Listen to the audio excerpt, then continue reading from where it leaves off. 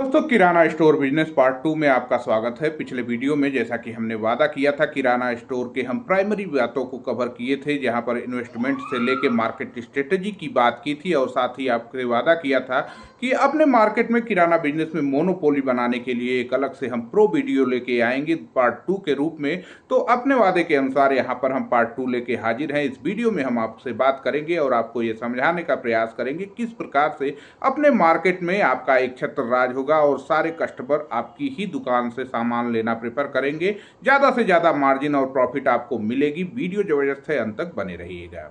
अब दोस्तों आइए वीडियो को शुरू करते हैं। और यहाँ पर जो पहला टिप्स है वो है रेजिडेंशियल एरिया में कौन सा जगह आप बनाते हैं अपनी दुकान के लिए। वैसे दोस्तों, अगर आपका दुकान पहले से बन गया है तो उसमें को शिफ्ट करना हो सकता है आसान हो या ना हो, ये अलग की बात है। लेकिन अगर आपको दुकान खोलना ही है तो कुछ ऐसे एरियाज को सेलेक्ट करने चाहिए जहाँ पर पब्लिक रेजिडेंस हो, मतलब कि चाहे कोई चौराहा हो, कॉलोनी हो या फिर किसी ऐसे मार्केट के आसपास हो जहाँ पर ज़्यादा से ज़्यादा लोगों का आना जाना हो, जिससे कि आपकी लिक्विडिटी सामानों की बनी रहेगी और आपके सामान जल्दी से सेल होंगे, अच्छी खासी मार्जिन होगी।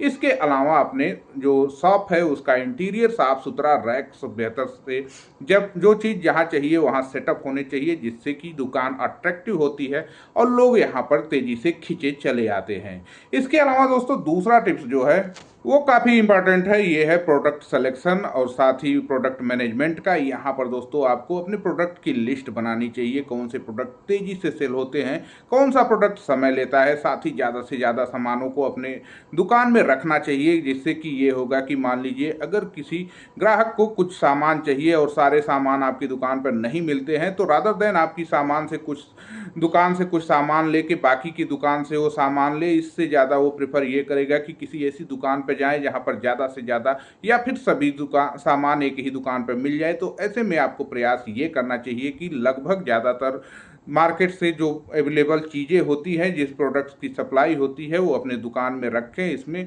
कुछ हाई स्टैंडर्ड और कुछ लो स्टैंडर्ड के भी सामान रखने चाहिए, क्योंकि कुछ कस्टमर ऐसे होंगे जो सस्ते चीज़ों की ओर बढ़ेंगे। तो आपको ये बता के देना चाहिए कि देखिए यहाँ पर ये सस्ता है और इसकी थोड़ी सी विश्वसनीयता कम होगी। तो इस हिसाब से आपको अपने सामान सेटअप रखने चाहिए। ज़्यादातर वैरायटी की चीज़ें अपनी दुकान में रखना चाहिए, जिससे कि ज़्यादातर कस्टमर आपसे प्रभावित हो सकें। इसके अलावा दोस्तों तीसरा जो पॉइंट है वो है होलसेल से ही अपना सामान खरीदना चाहिए। यहाँ पर होलसेल परसेज और साथ ही प्रॉफिट मार्जिन देखनी चाहिए, मतलब होलसेल डिस्ट्रीब्यूटर से डायरेक्ट आपको सामान लेना चाहिए और इसके लिए आपको ज़्यादा पैसे बच जाएंगे और मार्जिन आपको बेहतर मिलेगी। इसके अलावा दोस्तों प्रयास ये करने चाहिए, आपके मार्केट में बहुत सारी छोटी दुकानें होंगी जो कि अपना सामान डायरेक्ट होलसेल से न लेते हुए किसी बिचौलिए से लेते होंगे, उनसे आपको संपर्क करना चाहिए। और अगर आपका रेट ठीक बैठता है, नेगोशिएट कर पाते हैं, तो उनका भी सामान बल्क में आप लेंगे और बल्क में जब सामान लेंगे तो आप और नेगोशिएट करते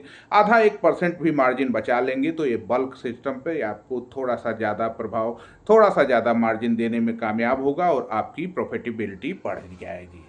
इसके अलावा दोस्तों चौथा पॉइंट है कस्टमर एक्सपीरियंस। और दोस्तों आपको प्रयास करना चाहिए कि जो भी कस्टमर आपकी दुकान पर आते हैं उनको ज़्यादा इंतजार न करना पड़े, जल्दी से जल्दी उनकी डिलीवरी हो जाए सामान की। और साथ ही प्रयास ये करना चाहिए कि उनको दिक्कत कोई नहीं हो, उनसे बात करना चाहिए, उनसे एक बॉन्डिंग बनानी चाहिए। वैसे तो ये बताने वाली बात नहीं है, इस समय कॉमन हो गया है, लेकिन ऑनलाइन पेमेंट यूपीआई, पेटीएम या फिर गूगल पे, फ़ोन पे जो भी चलता है लगभग सबके पास अवेलेबल होगी। ये कोई अलग से बताने वाली चीज़ नहीं है, तो आपकी दुकान में भी होनी ही चाहिए। इसके साथ साथ जो पांचवा टिप्स है वो काफ़ी इंपॉर्टेंट है। यहाँ पर दोस्तों मार्केटिंग स्ट्रेटेजी के बारे में आपको दिमाग लगाना पड़ेगा और यहाँ पर दोस्तों आपको कुछ डिलीवरी भी घर पर भी पहुँचाने पड़ेंगे। अगर आपको बढ़िया से पेमेंट हो जाता है तो आप होम डिलीवरी की भी व्यवस्था रखिए, और अगर आपकी दुकान बड़ी हो गई हो, ज़रूरत पड़े तो आप डिलीवरी बॉय को भी रख सकते हैं। इसके अलावा एक ग्रुप बनाइए जो कि डिजिटल ग्रुप, चाहे वो व्हाट्सएप, इंस्टाग्राम, फेसबुक, जिसमें कि ज़्यादा से ज़्यादा लोग आपसे जुड़ सकें। और साथ ही आप अपने समय समय पर स्कीम लॉन्च करते रहिए। स्कीम इन द सेंस कि जैसे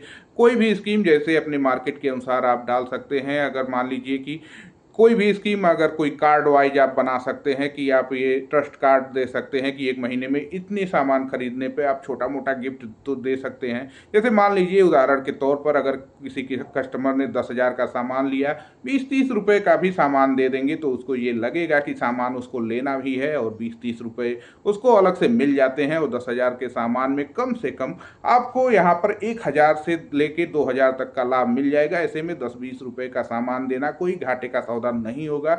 इससे आपके कस्टमर आपके एंगेज होंगे और बार बार रिपीटेड कस्टमर बनते जाएंगे और आपकी मार्जिन बढ़ती जाएगी। इसके अलावा दोस्तों छठा पॉइंट जो कि प्रो टिप्स के रूप में आप ले सकते हैं, आपको अपने सामान की एक्सपायरी हरदम चेक करती रहनी चाहिए। इसके अलावा कम से कम 2 वीक का बफर स्टॉक रखने चाहिए। ऐसे स्टॉक जो तेज़ी से सेल होते हैं उनको थोड़ा सा एक्स्ट्रा आपको रखना चाहिए, क्योंकि ये तेज़ी से सेल होंगे और एक बार सेल होंगे और उसके बाद आप मंगाने जाएंगे तो इसमें कई सारे कस्टमर आपसे दूर चले जाएंगे। इसके अलावा दोस्तों फेस्टिवल सीजन के अलग अलग ऑफर, अलग अलग सामानों की लिस्ट आपको बना के समय से पहले अपनी दुकान में रखने चाहिए। लेकिन ये स्टॉक इतना ज़्यादा नहीं होना चाहिए कि ये फेस्टिवल बीतने के बाद भी बचे रह जाएं। उदाहरण के तौर पर मान लीजिए अगर आप फेस्टिवल दिवाली के समय पटाखों को बहुत ज़्यादा स्टॉक कर लेते हैं और दिवाली बीतने के बाद उसको सेल करने में दिक्कत होगी, इन चीज़ों का भी ध्यान रखना चाहिए। इसके अलावा बाकी के मार्केट के दुकानदारों का भी थोड़ा सा कंपटीशन रेट चेक करना चाहिए, क्या स्ट्रेटेजी फॉलो करते हैं, और इन सब चीज़ों को कॉम्बो करने के साथ साथ आप अपने मार्केट में मोनोपोली बना सकते हैं।